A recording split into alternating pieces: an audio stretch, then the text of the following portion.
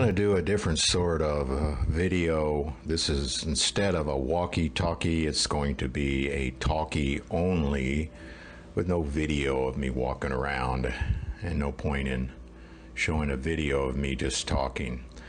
This is a video I'm making because it's something that's been on my mind for a long time, actually, and that is the things that you must know when you come to the Philippines.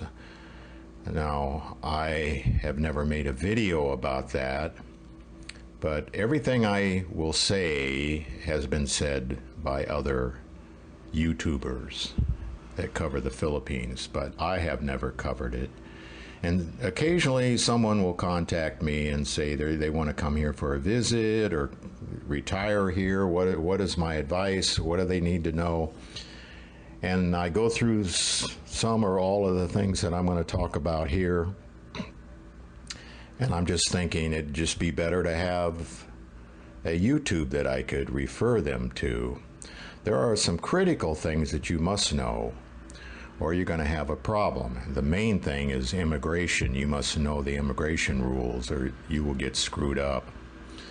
The other thing you must know about is money, transferring money here, for instance, is a big thing. Obviously, you need money. So I'm going to cover banking and I'm going to cover immigration. The first thing, even if you're a visitor only and going back home in less than a month, you have to have at least 6 months of eligibility on your passport before you can come here. If you do not have at least 6 months left on your passport, you will not be able to fly.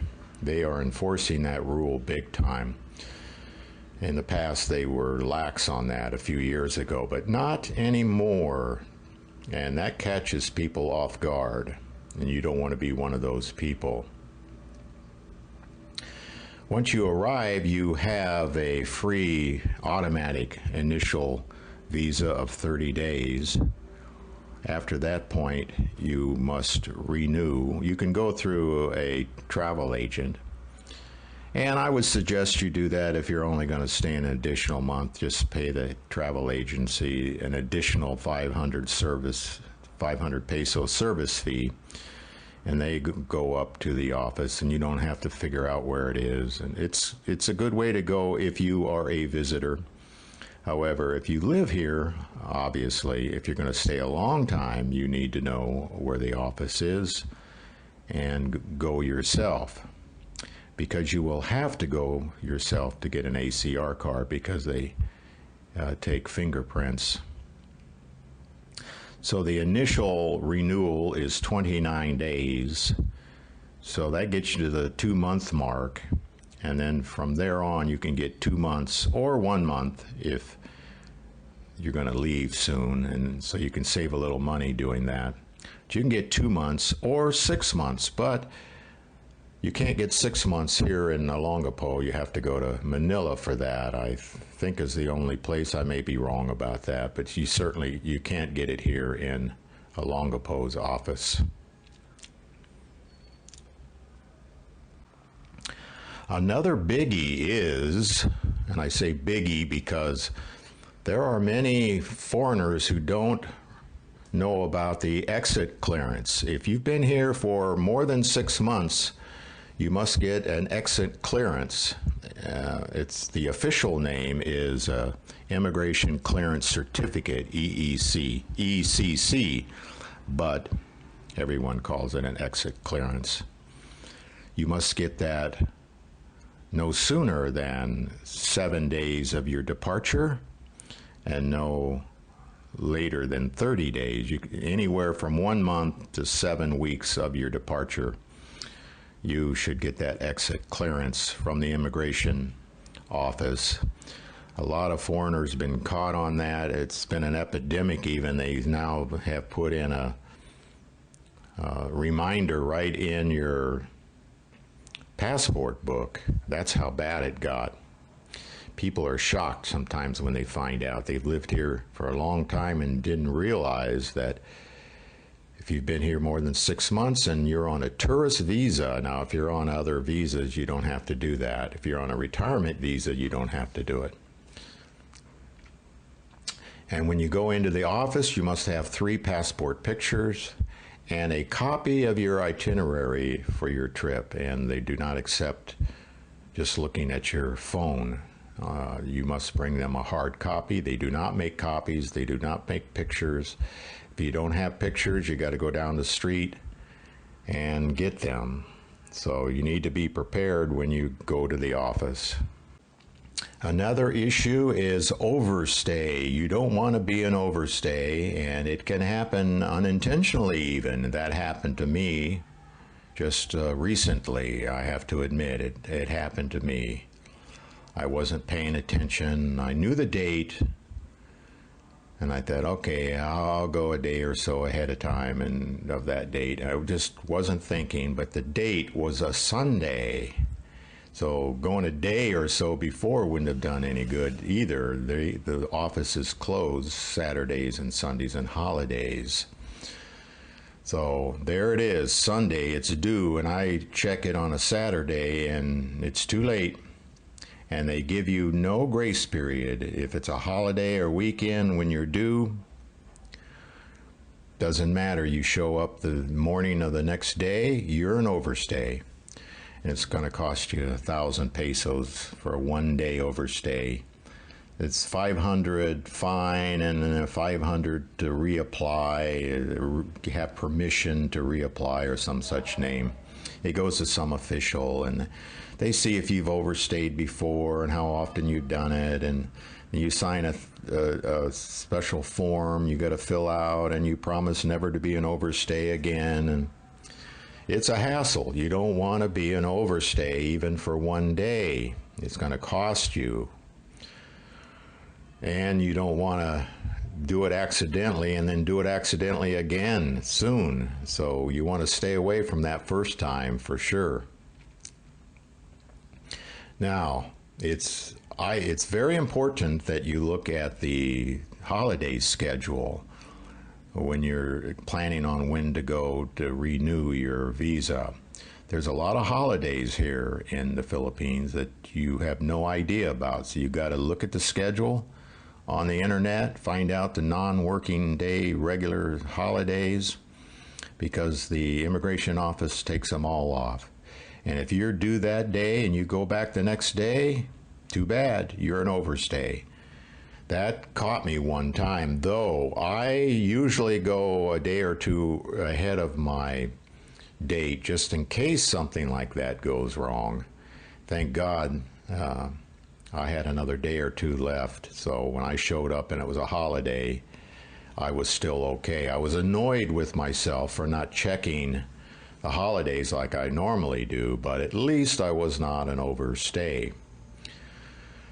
Now, the office in Olongapo is the only one I can speak for. They do have, as all governmental agencies have, dress code.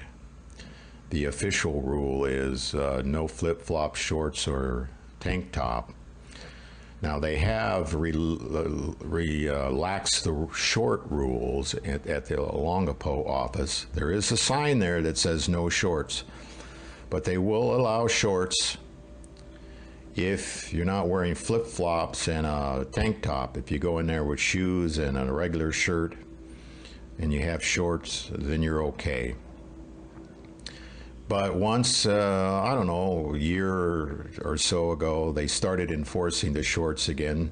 They gave me a warning ahead of time. They said, next time I come in, I got to wear pants. And I did, but then shortly after that, they relaxed the rules again, because there's a lot of complaints, I'm sure. That's ridiculous to have to wear pants when it's over 90 degrees and so humid. But other offices require pants no matter what. But not immigration over there at the Bureau of Investigation. If you're getting a background check for a visa, for a permanent visa, you must be wearing pants. So this is a rule that changes and is different from office to office. So you got to check that out. And if you're going for the first time, wear pants if you're not sure. Another thing that is nice to know about, you don't have to know, but it certainly is nice to know that they take a lunch break, all of them, at least at the Olongapo office and other smaller offices throughout the Philippines, I'm assuming have lunch breaks. They go from noon until 1 p.m. You're wasting your time getting there at noon or between noon and 1. I did that once. I showed up right at noon and they were all going to lunch. And then one of the girls that works the front desk and takes the money came back at 12:30, and I thought, oh, this is great. Wow, half an hour break. That's great. I can get out of here. Yeah, she's there. She could process my paperwork, but the guy who makes the final approval doesn't show up until 1 o'clock. So I had to wait an hour. So keep that in mind. So that covers the things that you need to know about immigration. That's one of the most important things to know about when you're here in the Philippines. Now, the money issue. If you're a visitor, you need to bring cash to get started. Some cash, because when you get to the airport, you're going to need pesos to pay for a cab or get on the bus. And now the exception would be if you've made arrangement with the hotel to be picked up and the cost is going to be on your hotel bill. Then you can exchange money when you get into town. But if you're going to go by bus or if you want to do anything else, you're going to need to get money from the airport. That's no problem. After you claim your bag and get through customs, just before you go out of the terminal, there's an exchange. And I have no problem bringing a couple thousand with me when I come in from the United States. It's with me in a fanny pack. It's not going to get ripped off in luggage. I don't have a problem with it. Some people do and are paranoid about carrying more than a few dollars, but for convenience, I like to hit the ground with plenty of money and not have to worry about getting any cash right away. Now, there's various ways to get cash.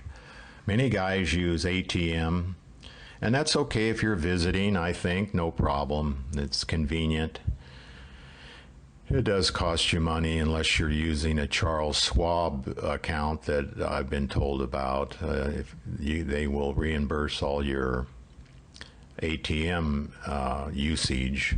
But there are limits to how much you can take out. 10,000, 20,000, I heard one guy say he gets. But even with that, I would have to go several times a month to get money out, and it wouldn't be worth it to me even for free of additional charges. I just prefer to go once a month to my bank, get the cash, look for a good exchange, and then get my money. That's the way I do it. Now, how do you get a bank account? Now, there's a frustrating thing to talk about because I know because I went through that. I'm sorry, I thought maybe I quit recording here. I'm still good. Yeah, for a newbie, it's frustrating. You get on discussions sites and people will say everything from they have a checking account, savings, cash checks for free, etc. And then other guys will say it costs the cash checks, so you can only get an account if you have an ACR card, and so now you're confused. Well, no one's lying about anything. It's just the fact that different guys have gotten accounts at different times. The rules have changed over the years. Different branches of the same bank can have different rules. So sometimes you got to go to, well, the only thing you can do is just go to the branches and ask for information. What's the minimum to get in? Can you cash a check? If yes, how much? I don't use checks. I transfer money into a US dollar savings account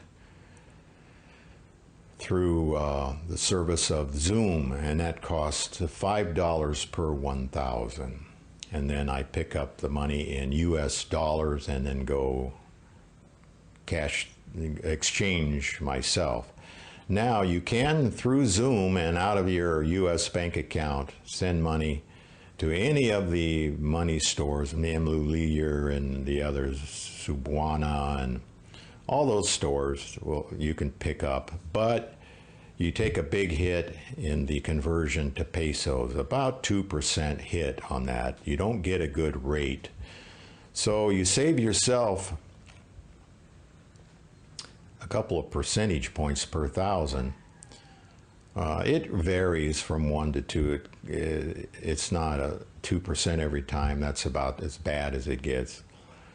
But you do save money by exchanging yourself and not letting the bank exchange or Zoom do it for you and then picking up in pesos. Though that's a handy way to go, and if you're on vacation and it doesn't really matter that much, that you can do that, and I've done that before. Now, I use Union Bank on the base. It's 1 block from Harbor Point. My problem when I was looking for banks to use, the big ones, BDO and the Bank of the Philippines, they're all so busy around Olongapo. Gee, I would look in and there were 24 people waiting in chairs to see the teller, and I'm going, oh my God, I don't want to do that. So I asked somebody, an owner of a bar, about it, and he said, oh, he uses Union. There's hardly anybody there, and it's fast. And he's right. I wait only a very short time. Oftentimes I go right up to the teller. Other times I wait 5 or 10 minutes at the most. And it's only 1 block from Harbor Point, so once a month when I need to go, I'll go to, and I'm going to Harbor Point anyway. I go 3-4 times a month up to the base, so it's not a problem. Now, Union Bank does cash checks, and you would have to wait a month for it to be cleared, but they charge a huge price for that, something crazy like $70 or some nonsense like that. And I said to the banker who was helping me set up my account, wow, you don't want to cash checks, do you? And she said, no, that's right. They are phasing out check cashing. Very few Filipinos use checks. And that's a trend that's going down. And eventually, you know, over the next years to come, checks will be obsolete. But there are banks, then I hear guys that talk about cashing checks for $5 to bring their money in from their home country, and they're charged only $5. That's a great deal, and so that's worthwhile if you find a bank that does that. Now, with an ACR card, you can open a US dollar savings account at Union Bank, but you cannot open a peso account because a peso account, checking account, has privileges of having a credit card, debit card, and you cannot get that as a tourist. Even with the card, you cannot get a credit card on just a tourist visa.